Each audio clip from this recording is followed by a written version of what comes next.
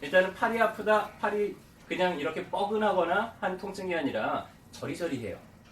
찌릿해요. 자, 이러면 이제 가장 처음 의심해 볼 수 있는 질환이 혹시 목 디스크는 아닐까 그냥 의심을 해보게 되는데, 목에 있는 디스크가 터지게 되면서 바깥쪽으로 흘러와서 염증을 일으키면 신경을 자극을 해요. 이쪽이 많이 좁아져 있겠죠. 그래서 여기서 목에서 디스크가 계속 팔로 가는 신경을 자극하면서 팔이 저리다, 뭐 쑤신다 이런 식으로 이제 표현을 하고요. 더 심해지면 이제 감각이 뭐 둔해진다 이런 식으로도 이제 표현을 하게 됩니다.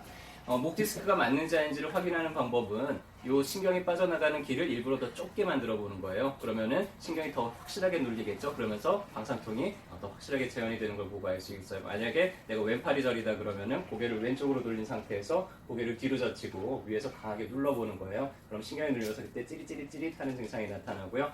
반대로 목을 잡아서 빼보면은 신경 지나가는 길이 좀 열리겠죠. 목을 잡아 빼보면은 저린 느낌이 그 순간 좀 사라져요. 그래서 그 두 가지가 다 양성 반응을 보이면 목 디스크가 있을 수 있겠구나라고 우리가 진단을 하게 됩니다. 그래서 어느 신경이 눌려서 어깨까지만 저릴 수도 있고 엄지손가락 쪽으로 저릴 수도 있고요. 가운데 손가락으로 저릴 수도 있고 팔방경추가 눌리면 이제 새끼손가락으로 저리는 이런 특징적인 주행 경로를 보고 우리가 어느 정도 레벨의 문제가 있겠구나를 알 수가 있죠. 심한 경우에는 교정을 하기도 하고요. 간단하게는 약침 치료 몇 번으로 좋아지기도 하니까 보통은 디스크 질환은 굳이 치료를 않더라도 한 2개월 안에 저절로 좋아지는 경우가 90% 정도고요. 그 외에 좀 더 심해지는 경우들은 이제 수술적인 처치가 필요한 경우는 아직 10% 미만이고, 대부분 한의원이나 간단하게 한 2개월 정도 치료하면은 보존적으로 치료가 가능한 질환입니다. 목 디스크는 아닌데 팔이 저린 경우들이 있어요. 목에서 눌린 게 아니라 팔에 내려오다가 어딘가에서 이제 신경이 눌려 있는 경우거든요. 그래서 그거를 우리가 신경 포착증후군이라고 하는데, 아까 목에서부터 내려오는 신경이 모였다가 흩어지면서 세 개의 붉은 신경으로 빠져나가요. 그래서 가운데로 내려오는 정중신경이 있고요, 엄지 쪽으로 내려가는 요골신경이 있고요, 새끼손가락 쪽으로 내려가는 척골신경이 있는데, 이 신경이 어딘가가 눌렸을 때 그 신경 밑으로 저리는 그런 증상들이 나타나게 됩니다. 그래서 척골신경병증이 상당히 좀 흔한 편이에요. 주로 뭐라고 표현을 하냐면은 저리는 게 새끼손가락 쪽으로 저려요. 팔꿈치 밑에서 바깥쪽으로 저리는데, 전화 받다 보면은 손이 저려가지고는 전화를 오래 못 받겠어요. 이런 분들 계시고요. 자다가 손이 저려서 깨요. 낮에 활동할 때는 별로 저리지 않아요. 근데 꼭 밤에 자다가 보면 손이 저려가지고는 깨는 이런 분들이 있어요. 이런 분들 같은 경우에는 이 큐비탈 터널 신들이 여기가 눌려서 생기는 경우가 많고요. 왜냐하면 척골신경이 내려오는데 팔꿈치를 지나간단 말이에요.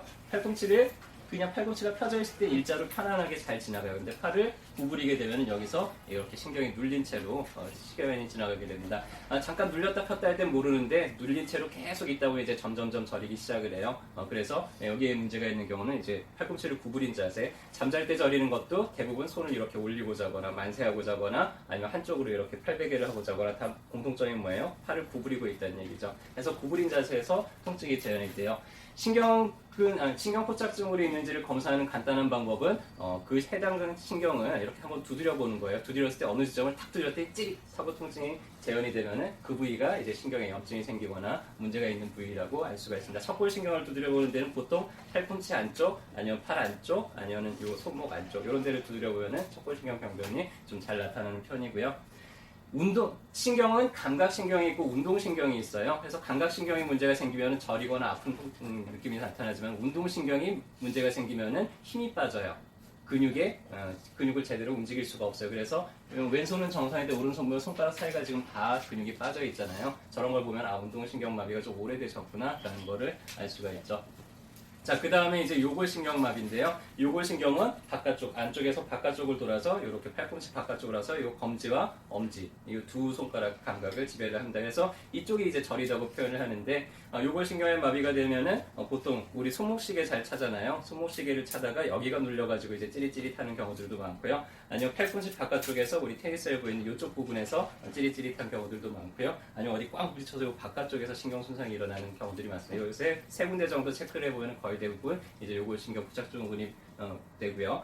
운동신경마비, 우리가 토요일 밤 증후군이라고 하는 게 있는데, 자다가 토요일날 이제 불토를 즐기다가 불금을 즐기다가 그리고는 술이 일단 취해가지고는 잤는데 의자에서 잤어요. 그래서 팔이 눌리다가 깨보니까 갑자기 손이 이렇게 위르츠드랍이 왔어요. 이게 이제 전형적인 요골신경마비, 운동신경마비의 증상이고요. 한쪽 손이 움직이질 않는데, 보통 이제 말초신경마비는 보통 2주 안에 자연적으로 회복되는 경우들이 많고요. 혹시라도 당뇨가 있거나 이런 분들은 초반부터 아주 적극적으로 치료를 받으실 필요가 있습니다. 자, 그 다음에 이제 정중신경마비인데요. 가운데를 지나면서 이렇게 손가락 끝으로 가요. 그래서 보통 여기에서 좀 신경이 많이 포착이 되거나 아니면 우리 소목터널증후에서 여기에서 신경 포착이 되는 경우들이 많고, 이분들은 주로 뭐라고 표현하면 이렇게 손가락 끝이 저려요 라고 표현을 해요. 근데 자세히 보면은 새끼손가락은 저리지 않고 요 네 개만 저리는 게 이제 특징이고요. 마찬가지로 여기 뭐 잡아당기거나 힘을 쓰면은 여기서 눌려가지고는 이런 저림증이 생길 수가 있습니다. 운동신경은요, 엄지 쪽을 움직이는 이런 운동을 하기 때문에 여기에 마비가 생기면은 엄지 쪽이 빠지는, 그래서 갈고리 모양 이런 손 모양을 하는 이런 전형적인 특징을 보이게 되죠.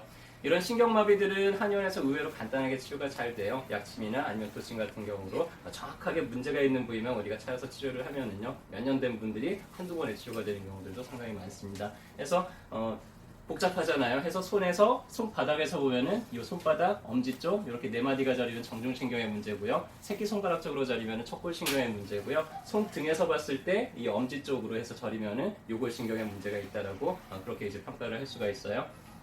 팔꿈치가 빠지는 경우들도 가끔 있어요. 어린아이들 키울 때 가지마 해가지고 애들 팔 싹 잡아당기다가 갑자기 애가 팔이 빠져요. 팔이 빠졌을 때의 특징은요, 아이들이 팔을 뻗지를 못해요.